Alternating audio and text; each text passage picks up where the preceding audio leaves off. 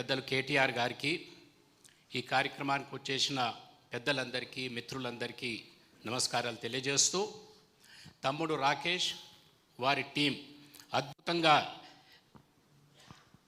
అద్భుతంగా ఏర్పాటు చేసిన ఈ ప్రజెంటేషన్ని చూసిన తర్వాత మాలాంటి వాళ్ళు ఏదైతే గోదావరి పైన ఉంటామో కింద జరుగుతున్న పరిస్థితిని చూడలేని ఈ ప్రజెంటేషన్ ద్వారా మంచి అవకాశం కల్పించినందుకు ప్రత్యేకంగా మిమ్మల్ని అభినందిస్తున్నాను. అయితే గోదావరి విషయానికి వస్తే, నేను గత 20 సంవత్సరాలు శాసనసభ్యుడిగా పనిచేశాను. ఆ 20 ఏళ్ళు అధికార పార్టీలున్నా ప్రతిపక్ష పార్టీలున్నా మా పోరాటానంతా గోదావరి జలాలు తెలంగాణకు ఉపయోగం కావాలి అనే ప్రయత్నమే జరిగేది. ఎందుకంటే గోదావరి నిజామాబాద్ జిల్లా వస్తే మొదటి పోచంపాడు ఎమ్మెల్యేగా నేను పనిచేశాను. ఆ పరిస్థితి ఎట్లుండే అంటే పోచంపాడు కాడ డ్యామ్ సంగతి వదిలేయండి, ఆ పోచంపాడు చూస్తేందుకు వెళ్ళాలన్నా గెస్ట్ హౌస్లో పోయి రాత్రి వండుకుందామన్నా కరెంట్ ఉండేది కాదు. మేమే సొంత బల్బులు వండబోయి ఆడ బల్బులు పెట్టుకొని రాత్రి ఆడ కూర్చొని నీళ్ళు ఎట్లా వెళ్తున్నాయి ఏందని చూసుకొని చెప్పే పరిస్థితిని ఆ రోజు 89లో చూశాం. ఆ పరిస్థితి నుంచి ఈరోజు 2025కు వస్తే ప్రజా జీవితంలో సుమారు 40 సంవత్సరాలు గడుపుతున్న మాలాంటి వారికి ఎంతో సంతృప్తి, మరి ఎంతో ఆశ, ఎంతో ఆనందాన్ని కల్పించే కార్యక్రమాన్ని మరి మన పెద్దలు చేసిన విషయాన్ని ఈ సందర్భంగా చెప్పక తప్పదు. అనేక సార్లు చిన్నప్పటి నుంచి పెరుగుతూ వస్తే మనమందరం కూడా చిన్నప్పుడు, అంటే మీరు ఇంకా పిల్లలు కానీ నేను చిన్న ఉన్నప్పుడు ఇన్న ఒకటి పాట మషూర్ పాట ఉండే అప్పుడు ఏందంటే, గోదావరి గట్టుంది, గట్టు మీద చెట్టుంది, చెట్టు కొమ్మలో పెట్టుంది, పిట్టె మనసులో ఏముంది అనే విషయానికి వస్తుంటుంది. ఎప్పుడు ఆలోచిస్తుంటే పిట్టె మనసులో ఏముంది అని, పిట్టె మనసులో ఇది ఉండే. ఒక్కరోజు కేసీఆర్ గారు రావాలి, ఈ జలాలన్నీ కూడా తెలంగాణ రాష్ట్ర పేద ప్రజానికానికి అందించే విధంగా ఉపయోగపడాలి అనే అంశాన్ని ఈరోజు గంగను గుట్టెక్కిచ్చిండు, తెలంగాణను గట్టెక్కిచ్చిండు అనే మాట ఎంతో ధైర్యంగా మన ఏరియాలో కనిపిస్తుంది.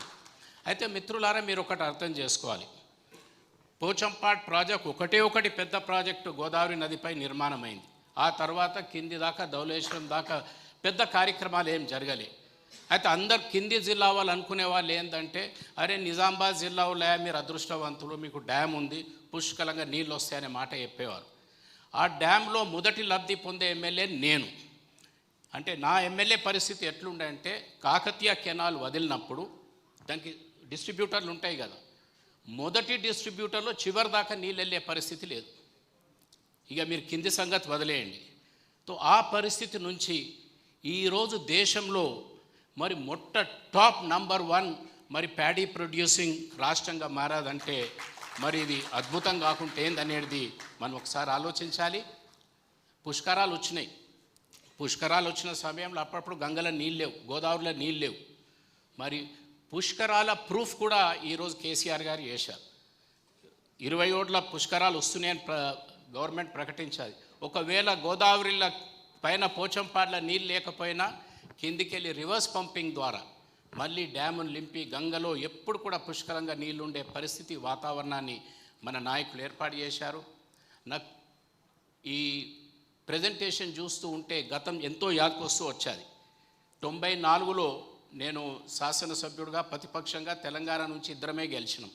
అప్పుడు ఈ లెజిస్లేటివ్ కమిటీస్కి పబ్లిక్ అకౌంట్స్ కమిటీ చైర్మన్గా నన్ను నియమించినప్పుడు అప్పుడు అంత తెలంగాణ అంతా తిరిగి సబ్ కమిటీస్ ఏర్పాటు చేసి ఒక కమిటీ చేశాం.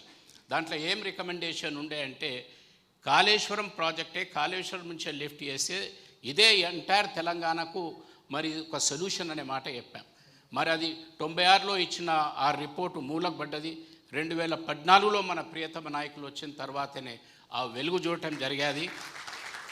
గతంలో ఏంటంటే ప్రజలకు ఆశ పెట్టడానికి ప్రాజెక్టులకు ఆశ చూపిస్తారు. అంటే రైల్వేలో ఒక మాట ఉన్నది ఏంటంటే, అరే ఇట్లా లైనే పడుతుందా రైల్వే లైన్ అంటుండ్రి. అరే సర్వే నడుస్తున్నది కదా, సర్వే నడుస్తుంటే అందరు ఖుషి అయ్యేవాళ్ళం, ఇక సర్వే అవుతున్నది కదా ఇక రైలు వస్తుందని. అయితే ఢిల్లీలో ఒక మాట అనేవాళ్ళు, where there is a well there is railway, otherwise survey. అంటే పట్టుదల ఉంటే రైలు వస్తుంది, లేకపోయినంటే సర్వే జరుగుతుంటుంది. అరే ఏమైనా రేలే అవు మా తాత చెప్పిండు ఇట్లా సర్వే అయిందని, మా తండ్రి చెప్పిండు, ఇప్పుడు నేను చెప్తా, మా కొడుకు చెప్తా అనేది. ఎందుకంటే టైం ఇస్ ఎసెన్షియల్. ఎంత తొందరగా ప్రాజెక్ట్ పూర్తి చేస్తామో అంత లాభం అవుతుంది. మరి దాంతో ఈరోజు ప్రాజెక్ట్ని డిజైన్ చేయటము, ఏర్పాటు చేయటము, కంప్లీట్ చేయటము, రైతులకు లబ్ధి పొందే విధంగా దేశంలో నంబర్ 1 రైస్ ప్రొడ్యూసింగ్ రాష్ట్రంగా మార్చారంటే డెఫినెట్లీ ఇది ఉంది. మరి తమ్ముడికి నేను అభినందిస్తున్నా. డెఫినెట్లీ పార్టీ తరఫున దీన్ని ఇంకా కిందికి తీసుకెళ్ళాలి.